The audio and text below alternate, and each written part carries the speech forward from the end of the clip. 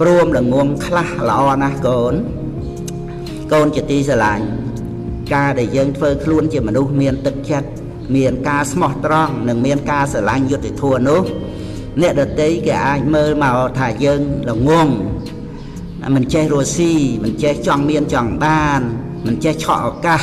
កូនហើយព្រមឲ្យគេថាទៅចុះព្រមឲ្យគេថាល្ងងល្អជាងកូនជាមនុស្សមិនមានទឹកចិត្តមិនមានសុចរិតស្មោះនិងមិនមានយុត្តិធម៌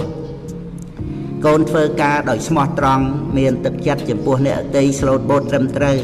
សូម្បីមិនសូវមានទ្រព្យលើសអំពីការប្រើប្រាស់ដោយគេក៏ដោយតែកូនសប្បាយចិត្តគ្រួសារយើងអាចខ្វះខាតខ្លះ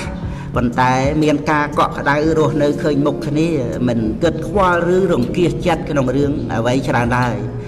រវាងការមានបានទ្រព្យសម្បត្តិតែមិនមានការកក់ក្ដៅនិងមានការកក់ក្ដៅគ្រាន់តែមិនសូវមានទ្រព្យពីរយ៉ាងនេះតើកូនជ្រើសរើសយកមួយណាមានមនុស្សមួយចំនួនមានមុខមាត់នៅក្នុងសង្គមមានពេលវេលាដើរតាក់ទងយកចិត្តយកថ្លើមអ្នកដទៃជាងមានពេលនៅជាមួយគ្រួសាររបស់ខ្លួនឯងឬក៏ត្រូវស្ទុះទៅលិចស្ទុះទៅកើតដើម្បីរក្សាផលប្រយោជន៍របស់ខ្លួនរហូតមិនមានលហែឲ្យពេលទៅជាផលប្រយោជន៍ខាងក្រៅផ្សេងច្រើនជាងឲ្យដល់គ្រួសារឬពំនុះសោតត្រូវប្រឹងប្រែងជាយាមបញ្ចុះបញ្ចែងអ្នកតូចអ្នកធំដើម្បីផលប្រយោជន៍នោះដូច្នេះឯងដែលគាត់គិតថា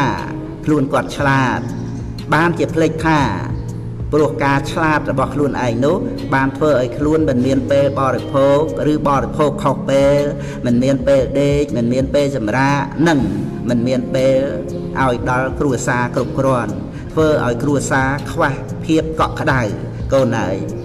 ពិតមែនហើយថាក្នុងគ្រួសារចាំបាច់ត្រូវមានប្រាក់ប៉ុន្តែមិនមែនឲ្យតែមានប្រាក់គឺមានសុភមង្គលមានភាពកក់ក្ដៅក្នុងចិត្តក្នុងជីវិតទៅសពគ្រប់នោះទេ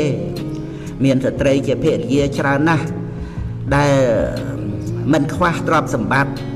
មានសុទ្ធតែរបស់ល្អរបស់ថ្លៃប៉ុន្តែជាប្រកដីមានមុខអាប់ស្រពោនព្រោះខ្វះភាពកក់ក្ដៅពីស្វាមីនោះឯងមនុស្សដែលគិតថាខ្លួនឯងឆ្លាតតែមិនមានពេលដេកនៅផ្ទះត្រូវចោលប្រពន្ធចោលកូនជារឿយ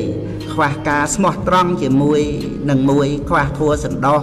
ម៉ូបលោភលន់រស់ស៊ីទុច្ចរិតខ្វះយុត្តិធម៌ឡាកូនហើយក្នុងរឿងទាំងអស់នេះបើថាគេថាឲ្យកូននឹងឯងងងមែនទែនព្រោះតែមិនចេះដូចគេគឺជាការល្អណាស់កូនចេះត្រឹមតែការងាររបស់កូនដោយទឹកចិត្តសុចរិតស្មោះត្រង់គ្រួសារមានភាពកក់ក្ដៅដូច្នេះកូនត្រូវរស់នៅដោយសេចក្តីសុខសប្បាយ